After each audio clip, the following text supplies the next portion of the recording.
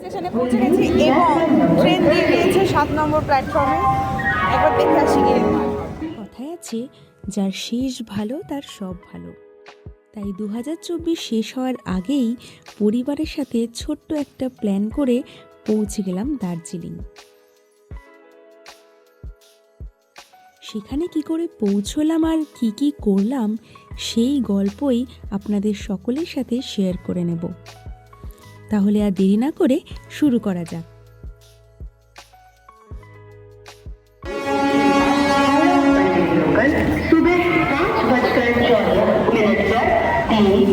Luggage নিয়ে চলছে এবং একবারে ট্রেনে উঠে পড়বো, বিকজ ট্রেন দিয়ে দিয়েছে, বেশি লেট করা যাবে না, সবাইকে নিয়ে উঠতে হবে। খুব চটজলদি প্ল্যানটা হওয়ার কারণে আর অন্য কোনো ট্রেনের টিকিট পাওয়া যায়নি, তাই অগত্যাই বন্দে ভারতেরই টিকিট কাটতে হয়েছিল। নিউ জলপাইগুড়ি পৌঁছানোর জন্য আমাদের ট্রেন ছিল 22301 হাওড়া নিউ জলপাইগুড়ি বন্দে ভারত। আমাদের ট্রেনের টাইমিং ছিল ভোর 5:55। ট্রেন টাইমিংয়ের 2 ঘন্টা আগেই আমরা স্টেশনে পৌঁছে গিয়েছিলাম। তারপরে কিছুক্ষণ ওয়েট করার পর 5টা নাগাদ ট্রেনটি 7 নম্বর প্ল্যাটফর্মে দিয়ে দেওয়া হয়।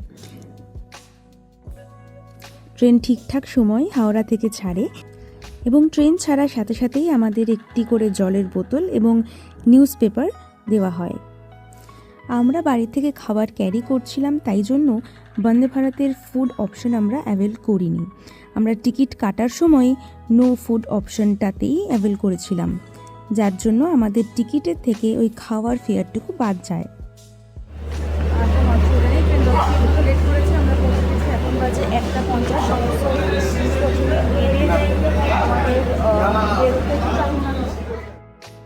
আপনি চাইলে নিউ জলপাইগুড়িতে নেমেও গাড়ি ভাড়া করতে পারেন। তাছাড়া নিউ জলপাইগুড়ি থেকে শিলিগুড়ি পর্যন্ত একটি টোটো বা ম্যাজিক গাড়িতে যাওয়ার পরে শিলিগুড়ি থেকেও শেয়ার কার বা গাড়ি রিজার্ভ করা যায়। রোহিণী রোডের ওপরে এক জায়গাতে আমরা দাঁড়িয়ে পড়েছি। এখন আমরা করবো এখান থেকে একটু চায়ে নাস্তা করে দিয়েছি। 5টা চা, 3টে ম্যাগি, 2টো রুটি তরকারি। 2টো রুটি তরকারি, কারণ বাবা মা ম্যাগি খাবে না। দেখি কেমন ধরতেই পারছি না, তো গরম চা খাবো কি চায় কাপে ধরতে পারছি না গরমে। টিস্যু দিয়ে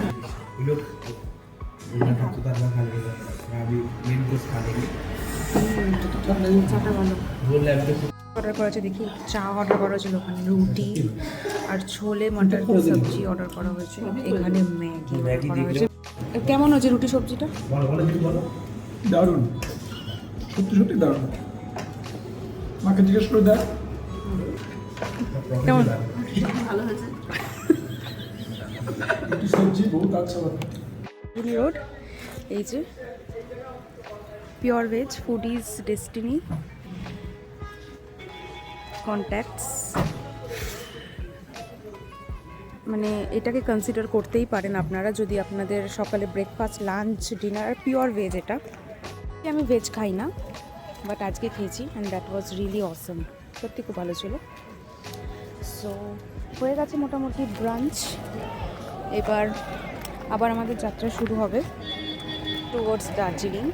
আমরা নিউ জলপাইগুড়ি থেকেই গাড়ি করেছিলাম, আর গাড়ি আমি আগের থেকেই রিজার্ভ করে নিয়েছিলাম। যেহেতু আমি আমার পরিবারকে নিয়ে ট্রাভেল করছি, সেই জন্য আমি চেয়েছিলাম কমফর্টনেসটা যেন একদমই বজায় থাকে, সেই কারণেই আমি আগের থেকেই সমস্ত রকম রিজার্ভেশন করে রেখেছিলাম। এবং পৌঁছতে পৌঁছতে একদম দিন থেকে রাত হয়ে যায়। জার্নি শেষ, গাড়ি থেকে নেমে গেছি। এবার যেতে হবে হোটেলে। হোটেল থেকে লোক আসছে।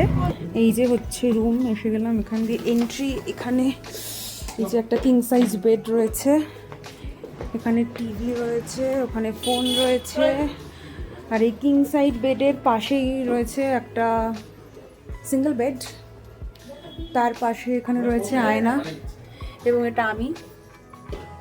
আর এখানে রয়েছে ভিউ, সেটা হচ্ছে মল রোডের ভিউ। করে নিয়েছি। Now it's time to ফ্রেশন up, fresh হয়ে যাই, তারপর দেখি পারলে একবার মেলের দিকে যাব।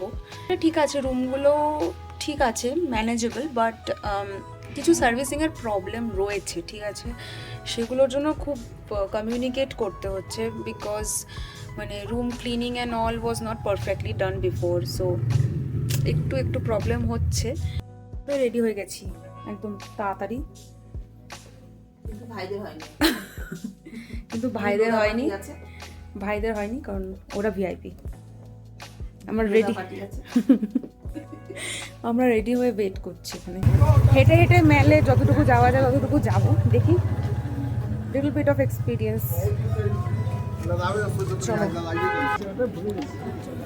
চলো আই এম তো সুপার এক্সাইটেড, মানে নস্টালজিয়া ফিলিং হচ্ছে, কারণ হচ্ছে একটা ছোট স্টোরি আছে। আমি ছোটোবেলায় এসেছিলাম, তখন আমি হাত ধরে হাঁটতাম। যদিও যখন আমরা ম্যাল রোডের দিকে গিয়েছিলাম তখন অর্ধেক দোকানই বন্ধ হয়ে গিয়েছিল, কারণ অনেকটাই রাত্রি হয়ে গিয়েছিল। এখানে প্রচুর বাইরে বিক্রি হচ্ছে চায়, কফি, অ্যান্ড আমি কফি খাবো, আমার হয়ে গেছে চায়ের কোটা আজকের মতো পূরণ।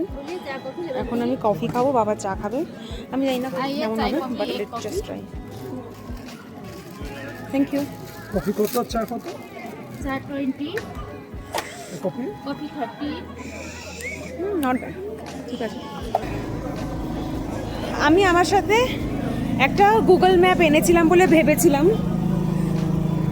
যে গুগল ম্যাপ ওপেন করার আগেই তার ফোন সুইচ অফ হয়ে যাচ্ছে। এখানে ফুডি ভাইবস মাল্টি কুইজিন একটা রেস্টুরেন্ট আছে, যাই ওখানে।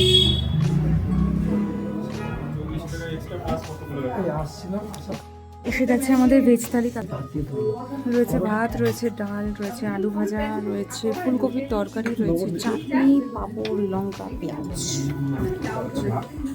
তাই জন্য আমরা এদিক ওদিক একটু ঘুরেই রাতের ডিনারটা বাইরে সেরে আবার হোটেলে ফিরে এসেছিলাম। তার কারণ কালকে আমাদের প্রচণ্ড ভোরে উঠতে হবে এবং যেতে হবে টাইগার হিল। ড্রাইভার দাদার সাথে যেরকম কথা হয়ে রয়েছে, তাই যত তাড়াতাড়ি আমরা রুমে পৌঁছে রেস্ট করব সেটা আমাদের জন্যই ভালো হবে। তাছাড়া মা বাবাকে নিয়ে এসেছি, তাদের জন্যও সেটা বেটার হবে।